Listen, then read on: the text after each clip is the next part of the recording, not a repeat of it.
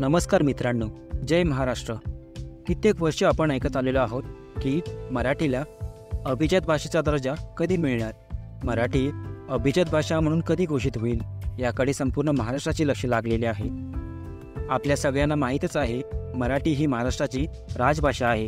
राजभाषा ही एखाद्या राज्य किंवा देशाची अधिकृत भाषा असते, जी सर्व सरकारी प्रयोजनात वापरली जाते. परंतु अभिजात भाषा म्हणजे काय आहे हे या व्हिडिओमधून जाणून घेऊयात.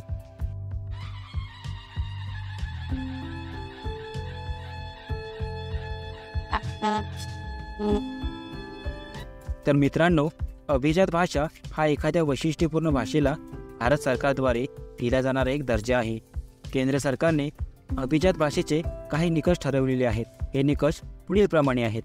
पहिला निकष आहे भाषा प्राचीन आणि साहित्य श्रेष्ठ असावं. दुसरा निकष आहे भाषेचे वय 1,500 ते 2,500 वर्षाचे असावे.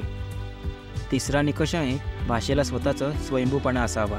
आणि चौथा निकष आहे प्राचीन भाषा आणि तिचे आधुनिक रूप यांचा गाभा कायम असावा.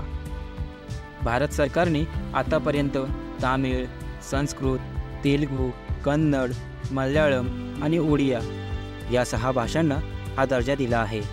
हा दर्जा ज्या भाषांना दिला जातो त्या भाषेच्या सर्वांगीण विकासासाठी केंद्र सरकारकडून त्या राज्याला भरीव अनुदान मिळते. हा दर्जा आपल्यालाही मिळावा म्हणून गेली कित्येक वर्ष मराठी भाषा ही रांगेत उभी आहे. मराठी भाषेला अभिजात भाषेचा दर्जा मिळण्यासाठी खूप वर्षापासून प्रयत्न सुरू आहेत. यासाठी सर्वप्रथम महाराष्ट्र सरकारने रंगनाथ पठारे यांच्या नेतृत्वाखाली 2012 साली एक समिती नेमून 500 पानांचा अहवाल केंद्र सरकारकडे सादर केला होता. महाराष्ट्राचे माजी मुख्यमंत्री पृथ्वीराज चव्हाण यांच्या कारकिर्दीत सुरू झालेली प्रक्रिया महाराष्ट्रात सत्ताबदल होऊन आलेले मुख्यमंत्री देवेंद्र फडणवीस यांच्या कार्यकाळातही गतिमान झाली होती. अर्थात त्यासाठी पुढाकार घेतला होता तो माजी शिक्षण मंत्री विनोद तावडे यांनी.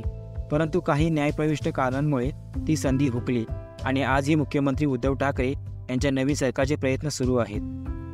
मुळात अभिजात भाषा हा दर्जा देण्याची गरज का पडावी? कारण एखाद्या भाषेला अभिजात ठरवायचे कोणतेच अधिकार घटनेने किंवा कायद्याने केंद्र सरकारला दिले नाहीत.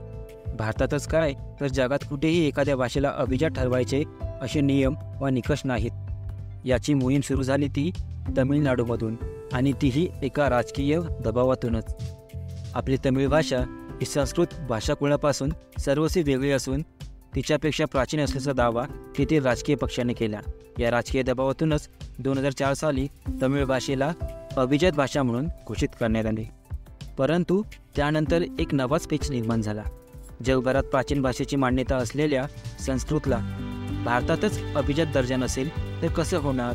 म्हणून 2005 साली संस्कृतलाही हा दर्जा देण्यात आला. यानंतर टप्प्याटप्प्याने सगळ्याच दाक्षिणात्य भाषांना अभिजात भाषा असा दर्जा मिळाला. आपल्या भाषेलाही हा दर्जा मिळावा म्हणून त्या राज्यातील सरकार विशेष प्रयत्न करीत आहेत. कारण हा आता त्या राज्याच्या भाषिक अस्मितेचा प्रश्न बनला आहे. इथे कोणत्याही भाषेचा अनादर दाखवण्याचा मुळीच हेतू नाही. शेवटी भाषा ही हजारो वर्षाच्या सामाजिक, सांस्कृतिक आणि राजकीय अभिसरणातून घडत असते.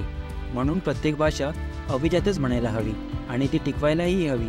यासाठी प्रत्येकाने प्रयत्न करायला हवेत.